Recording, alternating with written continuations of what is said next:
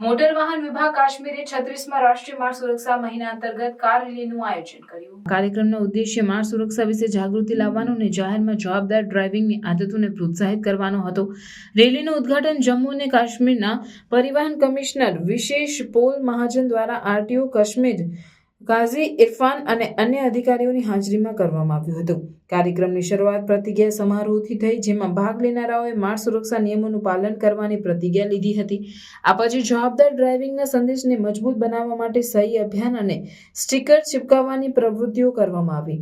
પરિવહન કમિશનરે માર્ગ સુરક્ષાના મહત્વ અને માર્ગ અકસ્માતો ઘટાડવા માટે સામૂહિક પ્રયાસોની જરૂરિયાતો પર ભાર મૂક્યો. દિવસની હાઇલાઇટ કાર રેલીનું ફ્લેગ ઓફ હતું. બેનરો સાથે માર્ગ સુરક્ષાના સૂત્રો સાથે સજ્જ વાહનો શહેરભરમાં જાગૃતિ ફેલાવતા હતા.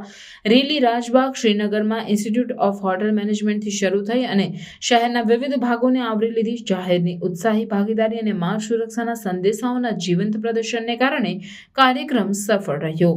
રેલી ઉપરાંત દિવસભરમાં વિવિધ જાગૃતિ પ્રવૃત્તિઓનું આયોજન કરવામાં આવ્યું હતું.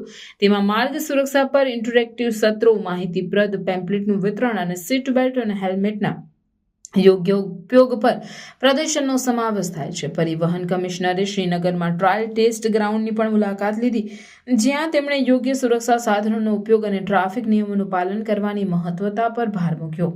કાર રેલી અને સંબંધિત પ્રવૃત્તિઓ રાષ્ટ્રીય માર્ગ સુરક્ષા મહિના હેઠળ આયોજિત પહેલોની શ્રેણીનો ભાગ છે. આ પ્રયાસો સુરક્ષિત અને જવાબદાર ડ્રાઇવિંગની સંસ્કૃતિ વિકસાવવા, અંતે માર્ગ અકસ્માતો ઘટાડવા અને જીવ બચાવવા માટે છે. આ લક્ષ્યો હાંસલ કરવા માટે આવા કાર્યક્રમોનું આયોજન કરવામાં કાશ્મીરના મોટર વાહન વિભાગનો સક્રિય અભિગમ મહત્વપૂર્ણ પગલું છે. व्हीकल ट्रैकिंग वाइज ऑल्सो कभी मदद की जरूरत हो तो उस तरीके से बेल्ट सारे पहनते हैं सर. Yes sir. कितनी स्पीड पे गाड़ी चलाते हैं?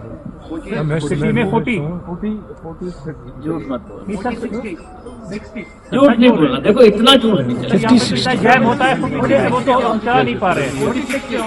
हाईवे पे हम 80 हाईवे पे 80 सारा तो उनके खिलाफ हमारी कार्रवाई जारी है. ये मैंने आपको ऐसे बताया क्योंकि आपकी कंप्लेंट्स आती थी हमारे पास.